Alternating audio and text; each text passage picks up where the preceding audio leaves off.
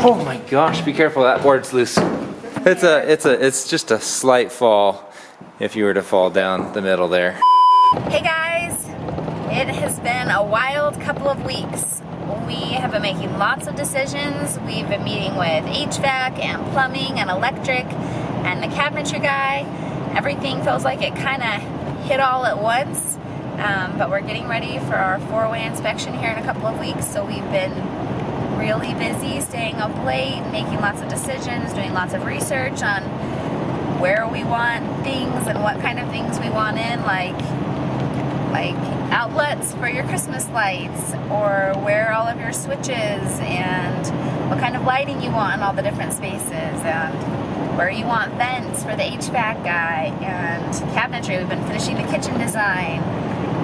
What else have we been doing, babe? Did I miss anything? Plumbing? Plumbing. Oh, plumbing, guys. What kind of fixtures we want? What kind of toilet you want? Did you say HVAC stuff? I said HVAC stuff, yeah. Plumbing I thought plumbing was going to be easy. Just rough it to where you want it and you're good. But man, he needs to know what kind of bathtub we're going to do, because it's going to determine the drain, and it's crazy. All sorts of things. So we've been, like I said, staying up late a lot of nights, online, looking at different things, researching and figuring out exactly what we want and how we want it and where we want it. And it's kind of crazy. I feel like it's just amazing how it all kind of landed at the same time. So we've been working on this stuff. Some things that we've learned: if you're putting cans in, at least the way our electrician is doing it, you have to know where those cans are going before they drywall, which we were not aware of. We thought that it would happen after. So we had to figure out all of the finishes for the ceilings, if we were doing any finishing on the ceilings in the great room, in the office, in the front room. And right now we're driving out to the house so that we can mark on the ground where the coffered ceiling is going to go in Jared's office, so that when he puts the cans, they're centered and they don't look wonky, or don't end up being where one of the beams are going to be put on the ceiling. So it's been a wild ride. It's been fun. They're high quality problems to be having, making decisions about what you want and where you want it, but it's a lot of choices. I don't know that I was quite prepared for the level of detail and the level of the number of choices that we would be making.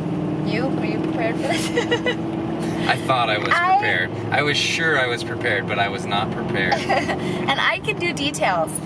Jared can do details. They're not as much favorite for him. I love the details usually, but man, even for me, I was like, I've been pushing you, like, babe, I know, it's been so many details, like all the faucets, what I want them all to look like so they can be pumped correctly. And well, part of the problem is there are too many great options for all of these fixtures and all of these lights and all of these, like, Mandy's like, we're gonna have to get into flipping homes or something so that I can do all the things, because it's so hard to choose one and that's it, and that's all it's gonna be for a long time, unless you move or remodel or something, and we don't want to remodel. So we'll be done for a while. But anyway, we're really excited, so we'll bring you inside and show you how to mark the chalk on the floor if you choose to do coffered ceilings.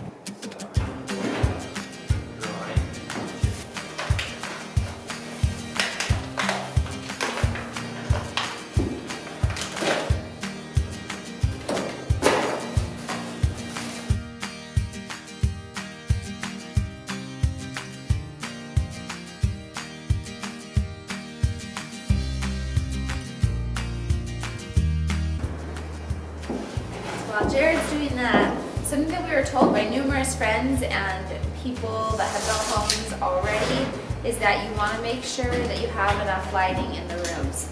So the recommendation we received was to put more cans in bedrooms and in the space than maybe what was on the plan. So we took our lighting design, which we actually weren't a part of. I think the engineer just did it, and we didn't have a ton of lighting in it.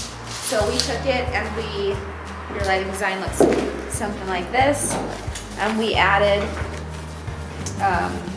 some more cans and things to it to make sure that our house will end up being well lit, because the house we are currently in is not very well lit, and at night it's pretty dim in some of the rooms. So we want to make sure that we got enough lighting going on in our house.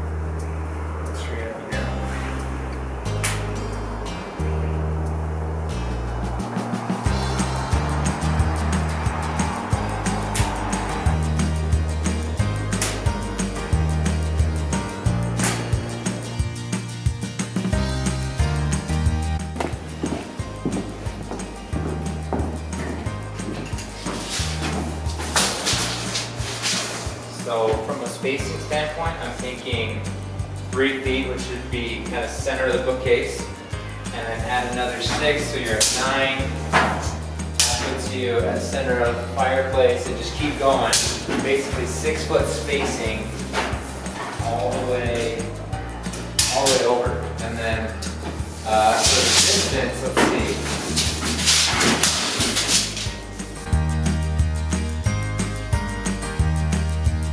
How far out should we start? That's the one thing I need to tell them. So I know 3 foot off the wall and then 6 feet over. Right. It's 35 foot here. So if you do want to add, this is 2 feet. You start at 3 feet. Oh, look. Very symmetrical. 3 feet on one wall, 3 feet on the other. Yeah, you start at 3 feet. And so then you're at, so you got 3, 9, 15, 21, 27. I don't think you can space these 6 feet apart. You end up with 33. That's like 6 rows. I'm trying to do it in 4 rows essentially. Right. So We need to be. I guess what you have to do is subtract 3 feet on each side, it's 35, so you're down to 32. Divide that by 4 rows. 4 rows. 8 feet apart. Huh. He said you could do 8 feet, he's like it's starting to get a stretch. So if you look up where 11 is, just kind of make a reference. And then you're going to go all the way to 19. And I just want to see how these lined up with the door as well. 19 gets you to right here. How does that feel? Off center, but that's okay. We have a perfectly symmetrical wall, so I feel like we need to play with the lights to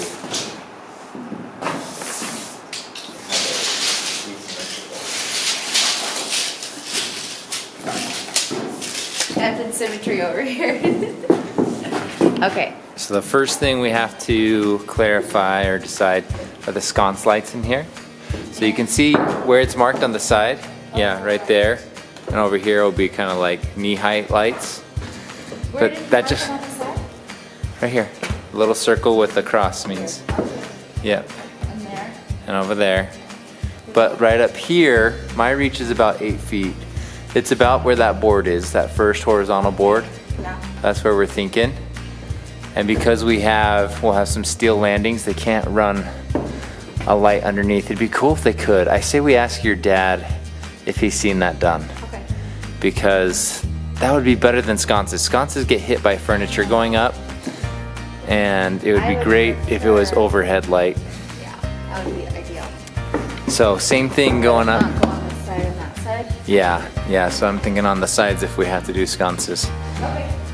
Oh, an epiphany Jared had last time we were here, guys. So one thing that's kind of been tight, when you come up the stairs, you run into this wall. Jared figured out that we can not move this wall back, even with our closet, which opens up the walkway right here. And then the girls' door will just move and be over here instead. Woot woot. It's good. Good brain, baby. Okay, so same thing up here. Good. Oh my gosh, be careful, that board's loose. Which one? I don't know. One of them just, I felt like wobbled. I think you just tripped. I'm curious. I think maybe the lip on my boot gave way or something. That was frightening. So one It's just a slight fall if you were to fall down the middle there. So and one there. yeah, well, Oh, come over here. no, you wouldn't have light sconces up here because this wall's getting torn down. Well, some of the things that electric has been doing over here, they've been putting in all of the switch boxes and all the outlets, like whoop, down here. And there are all their little cords all over the ground. HVAC came in and they got all of these vents in and the placement of all of that. They also got our closet over here with our water heater and stuff all hooked up and ready. Starting to get the can lights in, so it's starting to come together, guys. Until next time, keep dreaming. Bye.